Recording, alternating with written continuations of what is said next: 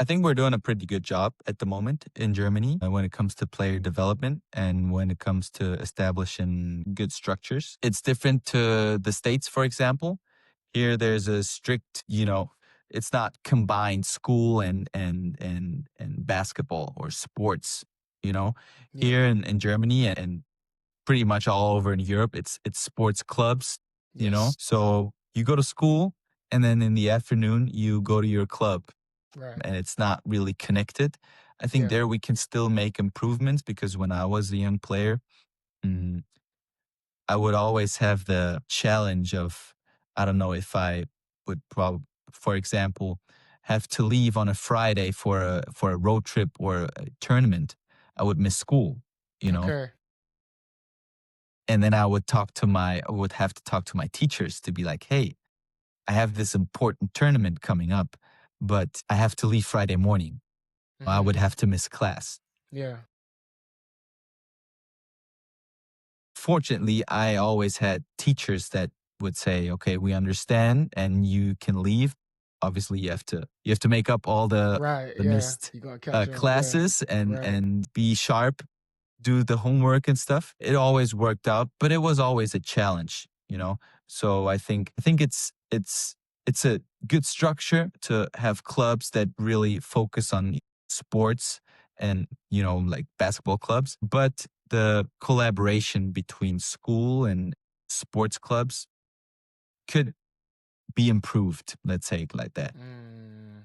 But Right. the usual pathway is, that you join a club. I think from like 4, 5, age of 6, there you can offer or there's offers to join a club and to start playing ball, and first it's more about, the fun and creating different movement patterns and Yeah. getting to know the sports, creating that passion, all in game situations for the kids, to Yeah. just experience how fun it is to play together, to play as a team.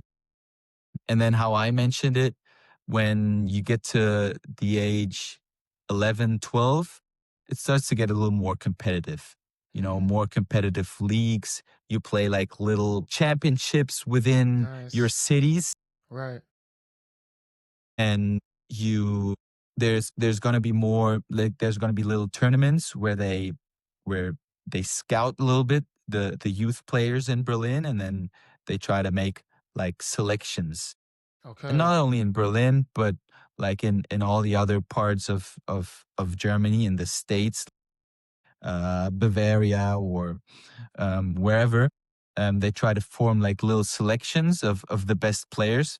So they have a chance to compete against each other because at one point, age of 12, 13, 14, you got to increase the level a little bit. You got Yes. to you got to make these kids compete against each other, or the best kids in each age group compete against each other, because Right.